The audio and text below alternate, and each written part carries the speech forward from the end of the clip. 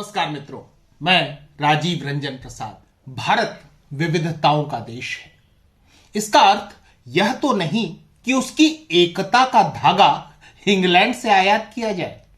कभी कोई नेता यह कहते हुए अपनी बचकानी सोच उजागर कर देता है कि दुनिया की बराबरी करनी है तो अंग्रेजी ही चलेगी।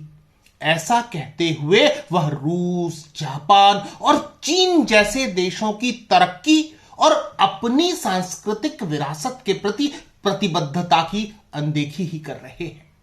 यही स्थिति है जब हम नववर्ष की भारतीय अवधारणाओं की अनदेखी करते हैं। यह विषय मैं विमर्श में नहीं लेता, परंतु इसी मध्य मुझे जन चौक वेबसाइट में लेखक इस्लाम हुसैन का एक आलेख तुम्हारा नववर्ष, हमारा नववर्ष और सबका नववर्ष पढ़ने के लिए मिला। वामपंथियों का माल मसाला मैं चाव से पढ़ता हूं, क्योंकि इसी से मेरी वह अवधारणा विखंडित हुई है कि केवल और केवल लाल विचारधारा वाले लोग पढ़े लिखे होते हैं। इस्लाम हुसैन की काट करने के लिए यह वीडियो नहीं बना रहा हूं, कोई गलतफहमी नहीं पालिएगा, बल्कि महोदय का आलेख मुझे उदाहरण लेने में सहायता प्रदान कर रहा है। इस्लाम हुसैन लिखते हैं, धर्म संस्कृति के संरक्षकों से यह पूछा जाना चाहिए कि चैत्र प्रतिपदा में तुम्हारा हिंदू नववर्ष पूरे भारतवर्ष का नववर्ष कैसे हो सकता है। चैत्र की प्रतिपदा को नववर्ष नहीं मानने वाले कैसे देश विरोधी हो सकते हैं, क्योंकि चैत्र ही नहीं, बैसाख, कार्तिक और पौष के अलावा करीब करीब हर माह में अलग अलग क्षेत्रों में नववर्ष मनाने वाले भी इसी देश के नागरिक हैं। इस धर्म निरपेक्षता की बलिहारी जाऊं, नजर न लग जाए मियां साहब को। ये बताना चाह रहे हैं कि असंख्य त्योहार मनाने वाला यह देश मिलनसारिता के साथ पोंगल की मिठाई नहीं खाता है, बैसाखी में मस्त नहीं होता है, मकर संक्रांति के तिल गुड़ से परहेज करता है, बिहू की मोहक नृत्य लहरियों में खो नहीं जाता। भारत देश अपनी विविधताओं का सम्मान करता है, लेकिन सोचिए कि नववर्ष मनाए जाने के लिए ग्रेगोरियन कैलेंडर ही हमारा मानक क्यों होना चाहिए। इस्लाम हुसैन लिखते हैं, अगर विश्लेषण किया जाए तो पता चलेगा कि हर क्षेत्र या संस्कृति में मनाए जाने वाले त्योहारों में कोई एक त्योहार या साल का कोई एक दिन भारत में सर्वमान्य नहीं है। नए साल मनाने का भी यही हाल है। कितना झूठा है यह लेखक। अमा खां, भारत में हर त्योहार हर किसी का है, बिना लाग लपेट सभी को सर्वमान्य। ध्यान से लाल लेखक के स्टेटमेंट की विवेचना कीजिए, आप पाएंगे कि यही भारत की विविधता का असम्मान है।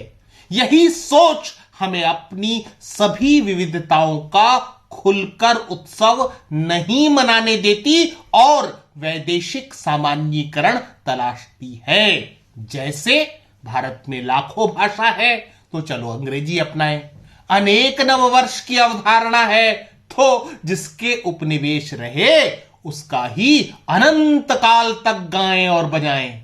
मैं भारतीय नववर्ष की अवधारणा पर अपनी बात रखूंगा, लेकिन हमें वामपंथी सांप्रदायिकता की खूब ठोक बजाकर चीरफाड़ कर लेनी चाहिए। उनके दृष्टिकोण में कमियां केवल सनातन मान्यताओं में हैं, वरना तो देश में सब ठीक ठाक है। इसी इस्लाम हुसैन ने आगे लिखा है, हालांकि मुसलमानों के साथ कोई मसला नहीं है। इस्लाम में चांद कैलेंडर के अनुसार त्योहार मनाए जाते हैं। इस्लाम में हर माह नए चांद को देखकर दुआ करना और सलामती की दुआएं करने की रवायत मिलती है। इस्लामी कैलेंडर के अनुसार पहला महीना मुहर्रम का होता है। मुहर्रम में चूंकि करबला का दर्दनाक वाकया हुआ था, इसलिए मुसलमानों का बड़ा वर्ग नए साल में खुशी नहीं मनाता। हालांकि मुसलमानों का एक तबका ऐसा भी है जो मुहर्रम में हुए करबला के वाकये को ज्यादा तवज्जो नहीं देता और मुहर्रम के महत्व की लंबी चौड़ी दलीलें देता है, लेकिन फिर भी किसी फिरके ने नया साल मनाने की कोई रिवायत नहीं बताई है। ऐसे में मुसलमान जिस इलाके में जो रवायत चलती है उसके हिसाब से नए साल की खुशियों में शामिल होते हैं। अपने लेख के उपसंहार में हुसैन सलमान खान जैसे दबंग होकर लिखते हैं, अगर कोई नया साल 1 जनवरी को मनाता है तो किसी को विरोध करने का कोई हक नहीं है। अरे जनाब, विरोध करने का हक तो हमें इसी देश का संविधान देता है। मुझे ग्रेगोरियन कैलेंडर को लेकर कोई पूर्वाग्रह नहीं है। इतना अवश्य है कि साम्राज्यवाद की कोई भी निशानी, चाहे वह भाषा हो या कैलेंडर, अटपटेपन का बोध तो देती ही है, भले ही उसका प्रयोग कितना सहज, कितना आम, कितना सर्वमान्य क्यों न हो गया हो। यह अनुच्छेद मैं दैनिक भास्कर में 3 वर्ष पूर्व प्रकाशित आलेख से उद्धृत कर रहा हूं। अखबार के अनुसार नया साल ग्रेगोरियन कैलेंडर के मुताबिक शुरू होगा। इसे अंग्रेज अपनी संस्कृति और जीवन का हिस्सा मानते हैं। चूंकि ब्रिटिश साम्राज्य ने लगभग हर जगह राज किया, इसलिए दुनिया में सबसे ज्यादा मान्यता ग्रेगोरियन कैलेंडर की ही है। लेकिन हर देश और संस्कृति की अपनी अलग कालगणना और अपना कैलेंडर है। एक आंकड़े के मुताबिक दुनिया भर में 96 तरह के कैलेंडर हैं।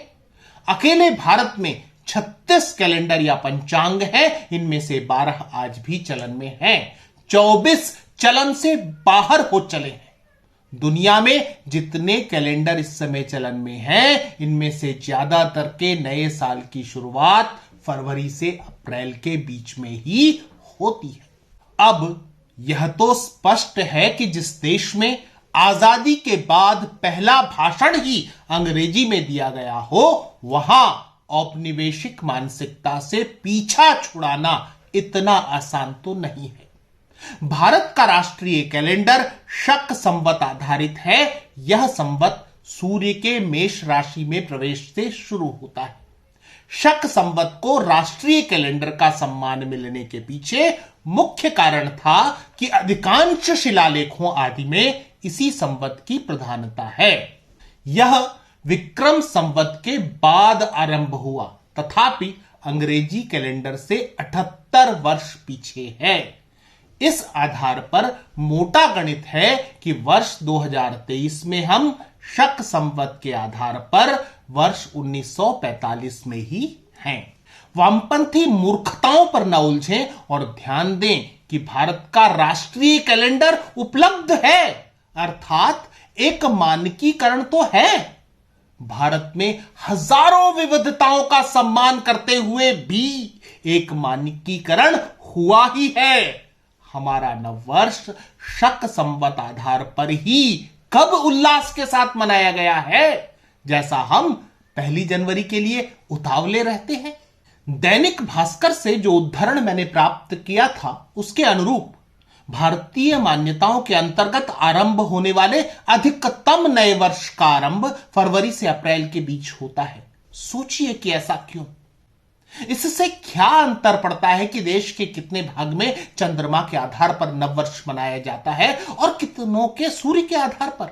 इससे क्या अंतर पड़ता है कि एक देश में हम नववर्ष के नाम पर 20 बार इकट्ठा हों और कभी बैसाखी, कभी होला मोहल्ला, कभी पोइला बोईसाख, कभी पाना संक्रांति, कभी पुथांडू, कभी बिहू, कभी युगादि, कभी विशु, कभी चेती चंद्र, कभी नवरेह मनाने के लिए उत्सव धर्मी बन जाएं? बदलाव तो समय की मांग है। जैसे द्वापर युग में सप्तर्षियों के नाम से संवत चला करते थे। द्वापर युग में श्री कृष्ण का जन्म हुआ और उसके पश्चात श्री कृष्ण के नाम से एक संवत प्रारंभ हुआ। श्री कृष्ण संवत के लगभग 3000 साल बाद विक्रम संवत की शुरुआत हुई, जो आज तक प्रचलित है। तो जो बदला उसमें भी देशजता थी, अंतर था, वह स्वाभाविक है। हम क्या उत्सव मना रहे हैं, इसमें किसी तरह की सांप्रदायिकता नहीं है। ये भारतीय धरोहर हैं, हमारी थाती है। इनमें से प्रत्येक की महत्ता ग्रेगोरियन कैलेंडर वाले न्यू ईयर ने कम कर दी है। यहां तक तो ठीक, लेकिन समस्या किसे है यदि भारत में हिंदू नववर्ष, हिंदू नव संवत्सर या नया संवत को लेकर एक उल्लास है, एक आवाज है। महान सम्राट शकारी विक्रमादित्य द्वारा स्थापित यह संवत कोई आज की परिपाटी तो नहीं है। विक्रम संवत ग्रेगोरियन कैलेंडर से 57 वर्ष आगे है। इसका अर्थ यह हुआ कि इस अंग्रेजी नववर्ष 2023 में हम विक्रम संवत के अनुरूप वर्ष 2080 में हैं। विक्रम संवत और शक संवत में आपस में 135 वर्षों का अंतर है।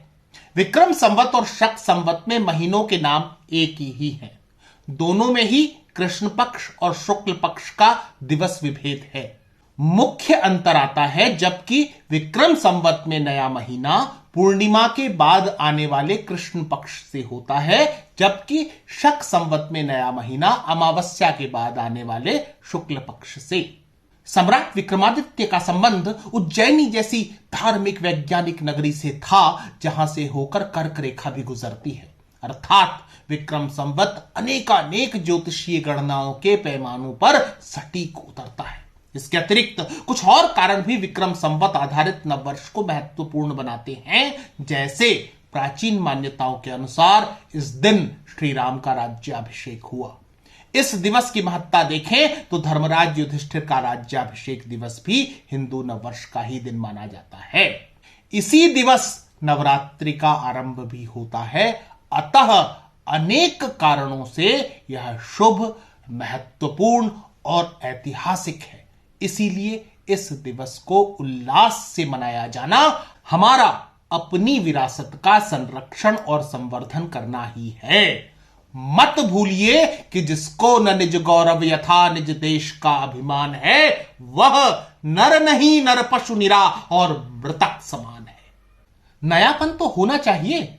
जनवरी में उत्तरी भारतीय परिक्षेत्रों में बर्फ पड़ रही है।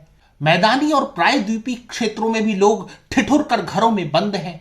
फसलों पर पाला पड़ा है, गरीब को सोने का ठौर नहीं है, अधिकतम परिवार अनाज भंडारण से जीवन यापन कर रहा है। ऐसे समय में यह अंग्रेजों वाला नववर्ष हमारे देश के पियक्कड़ों और डिस्को जीवियों के लिए तो काम का है, लेकिन इसके अतिरिक्त कोई और उपादेयता सोचकर तो देखिए। इसके उलट हिंदू नववर्ष के अवसर पर वसंत ऋतु का आगमन होता है। प्रकृति में नवीनता है, मुस्कुराती हुई हरियाली है, सर्वत्र फूल खिले हैं, वृक्षों पर नई कोपलें नवीनता का संदेश प्रसारित कर रही हैं। तो सोचिए कि नववर्ष कब होना चाहिए। कहा जाता है कि 8वीं या 9वीं शताब्दी में किसी समय ब्रिटेन का राजा किंग जॉर्ज जनवरी से नववर्ष का आरंभ इसलिए करना चाहता था क्योंकि वही उसका जन्म माह था। दुनिया की अनेक सभ्यताओं के कैलेंडर मार्च अप्रैल के आसपास ही नए वर्ष का आरंभ मानते थे और मानते रहे। ऐसा मानने वालों को किंग जॉर्ज मूर्ख या फूल कहता रहा। इसी प्रकरण से अप्रैल फूल डे मनाने का चलन भी जुड़ता है। सोचिए कि हम अपनी जड़ों से जुड़ते हैं तो मूर्ख कहलाएंगे। इस स्तर तक की साजिश की गई है। वामपंथी आज भी इसी लीक को पकड़कर चल रहे हैं। इस परिप्रेक्ष्य को भी खूब ठोक बजाकर देखिए। अंत में यही कहना चाहूंगा कि खुशी मनाने का असंख्य अवसर तलाशिए, परंतु प्राथमिकता अपनी परिपाटी को दीजिए। मित्रों, आज इतना ही। फिर मिलता हूं ऐसे ही किसी ऐतिहासिक संदर्भ के साथ। अगर आपको मेरा यह चैनल पसंद आ रहा है तो कृपया इसे सब्सक्राइब करें। आप इस प्रस्तुति को लाइक या शेयर भी कर सकते हैं। नमस्कार।